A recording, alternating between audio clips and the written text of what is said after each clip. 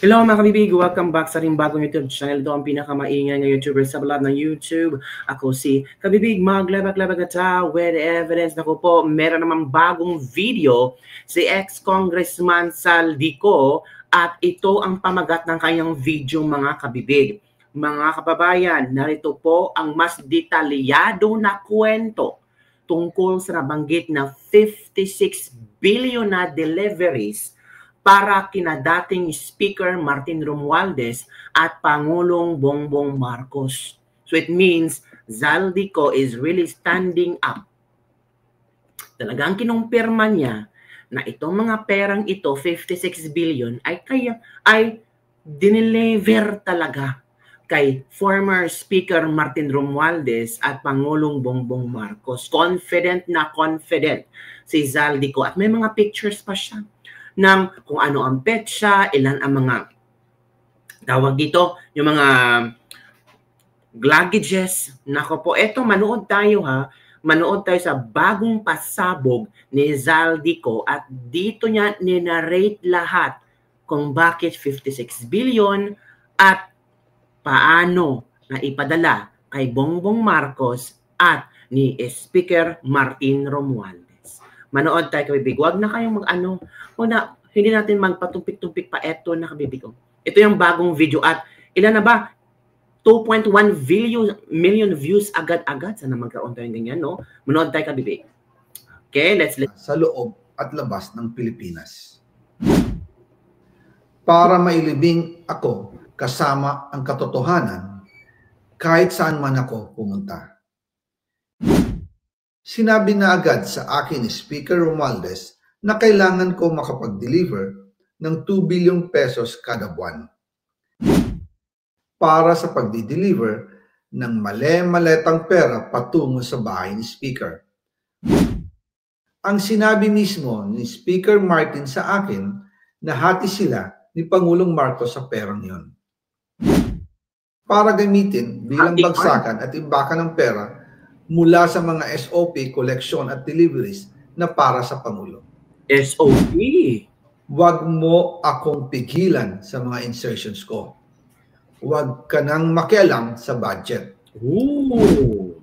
Ang gusto niya ng 50 billion pesos na insertion. Ngunit ang sagot ng Pangulo, humingi ka ng bago or dagdag na insertions. Ooh. Part 1 to, mga kabibig. Naku po, ano kaya pasabog? Heto na. Magandang araw po sa inyong lahat. Bago ko ipagpatuloy ang aking paliwanag, nais ko munang magpasalamat sa inyo. Maraming salamat sa inyong bukas na isipan, sa inyong pasensya, at sa pagtanggap ninyo sa mga impormasyong aking ibinabahagi. Alam kong hindi madali ang mga paksang ito. Mabibigat at mahirap tanggapin. Hindi po ako makauwi dahil malaki ang banta sa buhay ko. Agoy. Ngayon naman ay meron kaming natanggap na balita. Papalabasin ng administrasyon na ako ay isang terorista sa loob at labas ng Pilipinas. Ano? Para mailibing ako kasama ang katotohanan kahit saan man ako pumunta. Pero mahalagang malaman ng taong bayan ang katotohanan. Muli, taos-puso akong nagpapasalamat sa inyong pakikinig. Una po sa lahat, sinasabi ng ICI at ni Henry Alcantara na 21 billion pesos daw ang napunta sa akin. Hindi po totoo yun. Wala akong natanggap na ganyang halaga.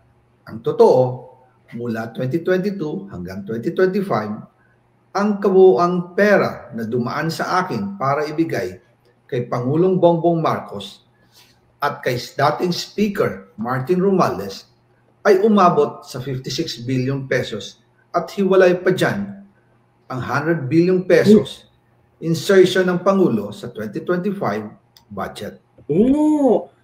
Aside from 56 billion, meron ba dang 100 billion na insertions ng Pangulo for 2025? Uy, grabing pera naman yan. Pati na rin ang 97 billion pesos flood control insertion na inilagay sa NEP ng 2026 national budget. Another 96 billion sa NEP? Flood control pa rin? Uy, grabe. Ang yaman ang pala ng Pilipinas. Bilyonis na ang pinag-uusap-usapan, kabibig. Balikan natin kung paano ito nagsimula. Noong 2022, kakaupo ko pa lang bilang chairman ng House Committee on Appropriations, sinabi na agad sa akin ni Speaker Romualdez na kailangan ko makapag-deliver ng 2 billion pesos kada buwan. Makalipas ang ilang araw, tumawag sa akin si Yusek Bernardo. Sabi niya, kailangan ng tulong ng Bulacan sa problema nila sa baha.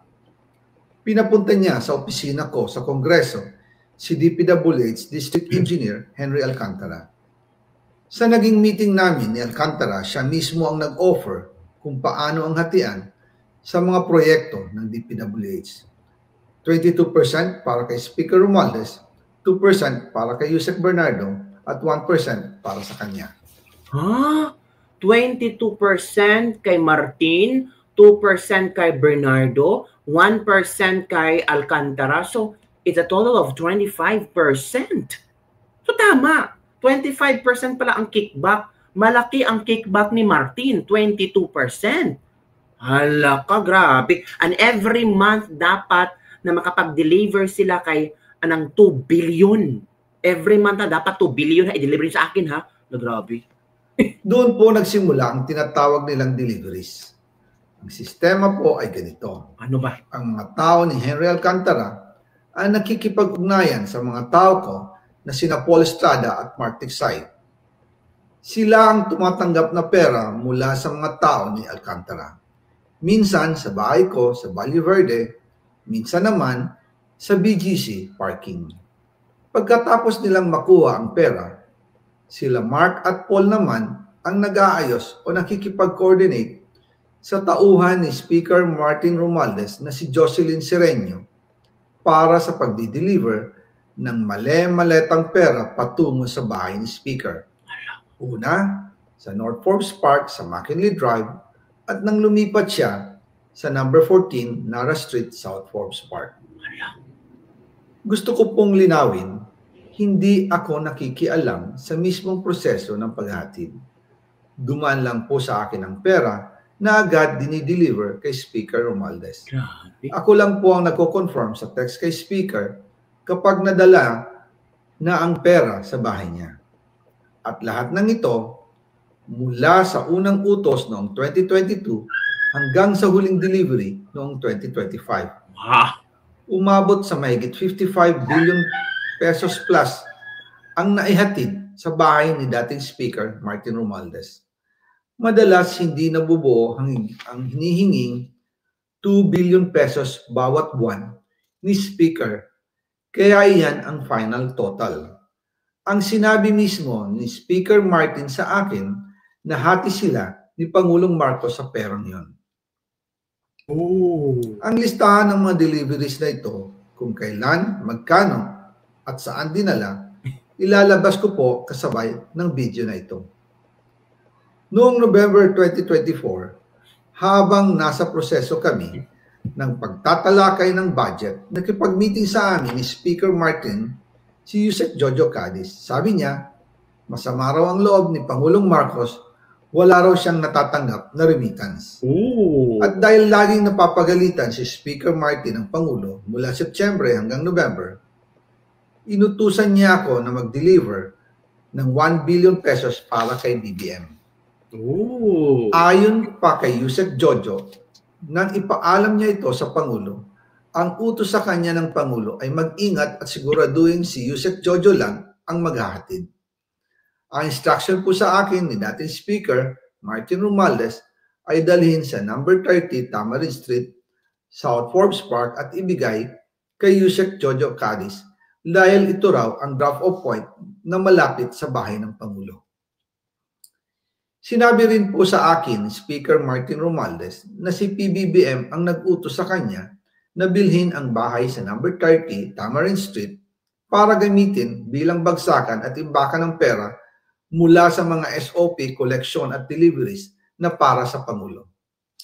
Noong December 2, 2024, personal kong i-deliver ang 200 million kay Yusek Jojo Cadiz sa number 30 Tamarind Street, South Forbes Park. Ayon sa kanya, dadalhin daw niya ito sa bahay ng Pangulo sa number 41 Nara Street, South Forbes Park. Kasunod nito, noong December 5, 2024, muli akong nag-deliver ng 800 million sa parehong address at Yusek Jojo Cadiz pa rin ang tumanggap. Sabi niya, iyon naman ay dadalhin sa bagong bahay ng Pangulo sa South Forbes Park. Sa kabuuan, 1 billion pesos ang personal kong naihatid. Ako mismo ang nagbigay ng pera, kasama ang aking driver at mga tauhan. At lahat ito ay base sa direktang utos ni Speaker Martin Romualdez. At dyan po nabuo ang kabuuang halagang 56 billion na ipinadala mula 2022 hanggang 2025.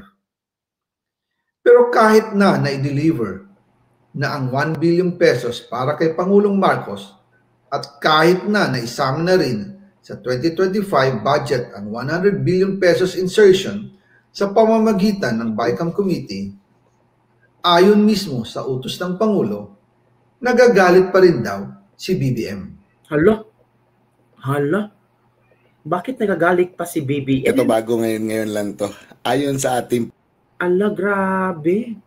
Shocking, kabibig, nagagalit pa daw si BBM. Bakit nagagalit si BBM? So, eto kabibig ang mga screenshots na shinare ni Zaldico.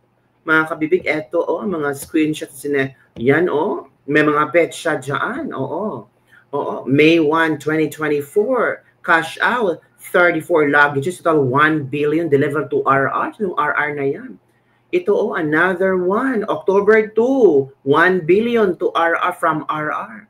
1 billion again. Naku, grabe. Grabe mga kaperahan ito, Diba? Grabe. Ito, grabe mga kabibig. Yan. Daming pera. Daming pera, Yan. Uy. Ano ba naman yan? Kita yun na mga kabibig, mga pera-pera, male-maletang pera na binulgar ni Zaldico. At nagalit pa pala si BBM kasi parang nakulangan siya ng pera. Naku, paano yan? Totoo pala yung pinagalitan si Martin Romualdez ni BBM. Di ba chinika din ni Toby Tiangco na pinatawag si Toby Tiangco at Martin Romualdez at si ang BBM ay galit na galit kay Martin Romualdez. So it means totoo pala. Totoo pala na napagalitan si Martin Romualdez. Pero ang i-scoop naman ni Zaldico na pagalitan sila, it's because si Martin Romualdez, it's because nakulangan si BBM sa pera. Alaka, dapat 2 billion per month ang ipa-deliver. Grabe. Shocking revelation to, kabibig. Eto baka sabihin nyo naman gawa-gawa ako na paglitan si Martin. Eto, yung sinabi ni Toby Tiangco kung saan shinare ni Toby Tiangco na pinagalitan si Martin Romualdez. Eto, makinig tayo. Go.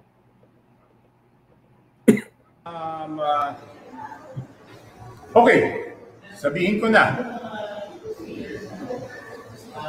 Ang sabi ni Presidente Marcos, ito, yung sinasabi ko hindi ko masabi na masasakit na salita. Bago niya sinabi yung kayo ni Saldi, kinukuha niya yung budget. Pag-upo, ang bungad talaga kaagad ng Presidente kay Martin is, Martin, kayo ni Saldi, ilan bang bahay sa Forbes ang gusto niyong bilhin? Ilan bang eroplano ang kailangan ninyo? Ilan bang Ferrari ang gusto niyo? Gaano karaming pera ba ang gusto niyo? Gaano karaming caviar ba ang kaya niyo kainin? Yun ang bungad. Yun yung opening statement. Noong November 24. Tsaka pa lang niya sinabi na sobra na kayo. Lahat ng pera, kinukuha niyo. Pero yan yung opening statement niya. Yan yung unang-unang sinabi niya na hindi ko din i-disclose. Kasi sabi ko, napaka-sakit ng mga salita, di ba? Ibig sabihin, ang unang isip ko, ulitin ko, kapag mo pala to, bakit sinama mo pa ako dito? So yun. So totoong nagnakaw si Martin. Totoong nagnakaw kasi pinagalitan ni BBM. Hala, this is kumpirmado na. Kaya makita mo puro sabi, di ba? Sabi ni Pangulo. And ang daming instances na kahit dito sa Congress, palagi niya, kaya minsan nagtatalo kami. Hindi ko sinasabi niya, pag nag-utos siya, hindi ko naman ito gagawin kung walang utos sa taas. Ako naman, ang sinasagot ko doon. Kaya hindi kami nagkakasundo sometimes in the past. Very vocal kasi ako. So hindi pa rin credible yung mga sinasabi. Di ba kung sabi. Kaya hanggang kay, ang kausap niya si Martin di ba? So kaya nga, Mr. President, hanggang kay Martin, wala nang duda na talagang sila ni Saldi. Okay, next. Ang hindi, okay, at least tugma. Di ba? Tugma ang mga sinasabi ni Saldi ko ngayon, kabibig. So ano ang iyong reaction hinggil dito? Shocking, no? Naku, kayo kabibig, maniniwala ba kayo sa statement ni Zaldi ko or maniniwala kayo sa revelasyon din ni Toby Tiangco sa sinabi niya na nagalit si BBM, tinanong si Zaldi ko, si Martin Romualdez na, Martin, magkano pa ba ang kukunin yung pera? Hala ka mga kabibig. Comment down below and don't forget to like, subscribe, and share this video para sa mga latest trending news na ating pag-usap-usapan. May part 2 pa ang video ni Zaldi ko at grabe ha. As sinabi ni Zaldi ko, dapat 2 billion per month ang dapat i-deliver ni Zaldi ko kay Martin. Tapos 22% kay Martin Romualdez sa kickback. Tapos 2% kay Bernardo at 1% kay Alcantara. So, a total of 25%. Kung ako si Alcantara, sabihin ko na lang totoo. Para matapos na ito, laglagan na. Di ba, kabibig? Ano sa palagay nyo? Don't forget to like, subscribe, and share this video. Bye, everyone. See you next time.